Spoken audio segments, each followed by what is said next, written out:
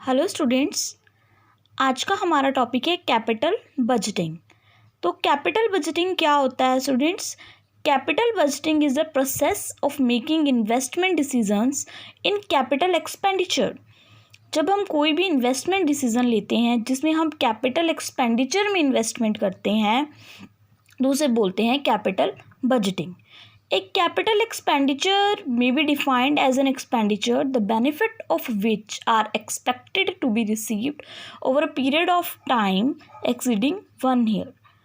Capital expenditure क्या है? जब हम अपने अमाउंट को इन्वेस्ट करते हैं 1 साल या उससे ज़्यादा के लिए, तो उस एक्सपेंडिचर को बोला जाता है कैपिटल एक्सपेंडिचर। अगर सिंपल लैंग्वेज में हम कहें तो capital expenditure is an expenditure incurred for acquiring और इम्प्रूविंग द फिक्स एसेट्स। जब हम फिक्स एसेट्स को एक्वायर करने के लिए या उसकी इम्प्रूवमेंट के लिए कोई भी अमाउंट इन्वेस्ट करते हैं तो उसे बोलते हैं capital expenditure. For example, capital expenditure कहाँ कहाँ हो सकता है? Cost of acquisition of permanent assets like land and building, plant machinery, goodwill etcetera, cost of addition, improvement, expansion of fix assets, cost of replacement of permanent assets, research and development projects etcetera.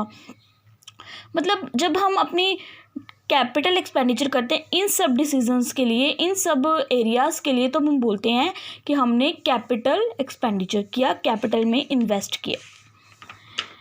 ठीक है, तो अब इसकी need और importance क्या है कि वो कहते हैं कि कैपिटल एक्सपेंडिचर क्यों करना चाहिए?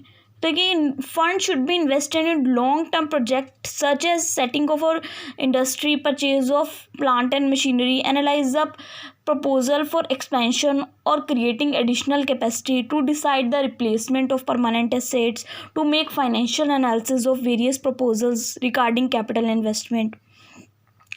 हम मेन ये क्रक्स निकालते हैं कैपिटल एक्सपेंडिचर का, कैपिटल बजटिंग जो हम चैप्टर करने जा रहे हैं कि जो मेन क्रक्स है वो है is the allocation of available resources to various proposals.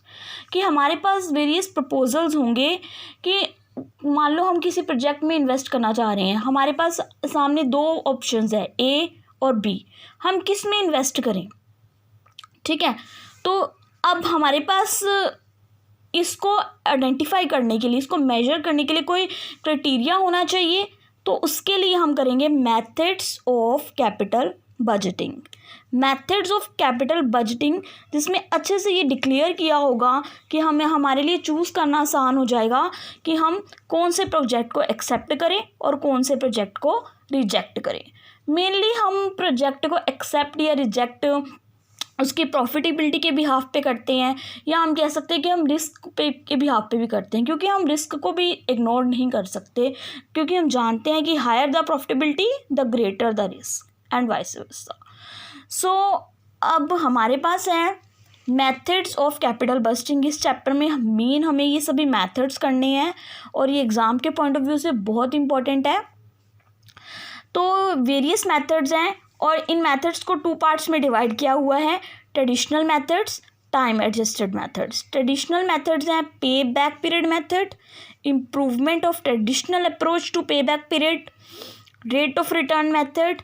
और टाइम एडजस्टेड मेथड में हमारे पास है net present value method, internal rate of return method, और third one is profitability index method. अब हम 1 बाय 1 इनको स्टडी करेंगे कि ये मेथड्स क्या होते हैं। पे बैक पीरियड मेथड हम करते हैं। Pay back period the pay back sometime called as pay out और pay off period method represent the period in which the total investment in permanent assets pays back itself. मतलब जो investment हमने fix asset में की है वो amount जब हमें वापस मिल जाएगा वो कितने पीरियड में, कितने टाइम पीरियड में, कितने ईयर्स में हमें वापस मिलेगा, उस पीरियड को कैलकुलेट करना, उसे बोलते हैं पे बैक पीरियड। ठीक है, It measures the period of time for which the original cost of a project to be recovered from the additional earnings of the project itself. कि जो प्रोजेक्ट हमने जिसमें इन्वेस्टमेंट की है, जितना हमारा आउटले है, इन्वेस्टमेंट है, उससे हमें कितने टाइम में अमाउंट अर्न करके वापस मिल जाएगा. ठीक है. तो पे बैक पीरियड का हमारे पास फॉर्मूला है, ये हम करते हैं पे बैक पीरियड. इसका हमारे पास फॉर्मूला है cash outlay of the project, और वी कैन से दैट जो हमने इन्वेस्टमेंट की हुई है वो divided by annual cash inflow.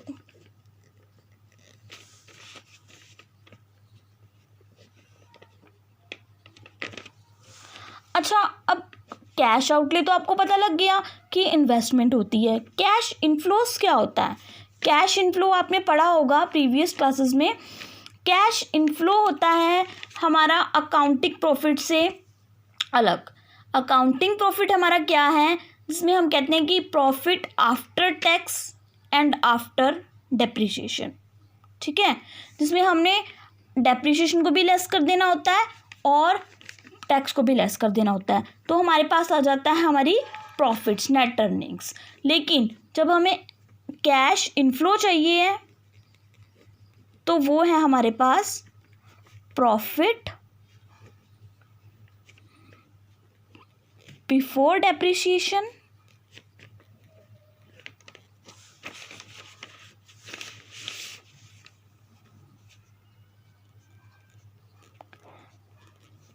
But after tax. तो ये चीज़ हमें क्लियर करनी है, क्योंकि आगे जब हम क्वेश्चंस करेंगे, प्रैक्टिकल प्रॉब्लम सॉल्व करेंगे, तब हमें पता होना चाहिए कि कैश इनफ्लो दे रखा है हमें क्वेश्चन में, या फिर हमें क्वेश्चन में अकाउंटिंग प्रॉफिट दे रखा है. ठीक है, तो इस मेथड में, पे बैक पीरियड मेथड में हमने इनफ्लो लेना है, कैश इनफ्लो. ठीक है, तो अब हमारे पास, हम इसका एक प्रैक्टिकल प्रॉब्लम सॉल्व करते हैं कि हमारे पास प्रोजेक्ट कॉस्ट दे रखी है, या हम बोल सकते हैं आउटले हमें दे रखा है 1 लाख का, और कैश इनफ्लो है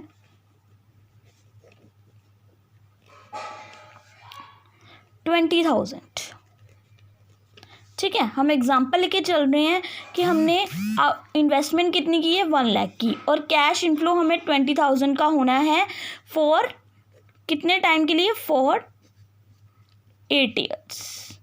मतलब 8 सालों में हमें 20,000 करके अमाउंट मिलना है. अब हमने ये देखना है कि जो हमारा 1 लाख है वो कितने ईयर्स में कवर हो रहा है. ठीक है, तो वो हमने पे बैक पीरियड निकालना है, पे बैक पीरियड.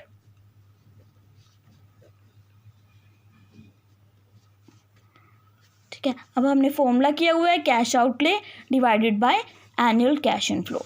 यहाँ पे हमारे पास कैश आउटले या इन्वेस्टमेंट है 1 लाख रुपीज़, और इनफ्लो है हमारे पास 20,000. तो ये हमारे पास आ गया 5 ईयर्स. यानी कि ये 5 ईयर्स का अमाउंट, 5 ईयर्स का पीरियड है, सॉरी, जिसमें हमें ये हमारा अमाउंट आउटले का कवर हो जाएगा. ठीक है, तो आपका ये टॉपिक यहाँ पे फिनिश होता है. अब हम नेक्स्ट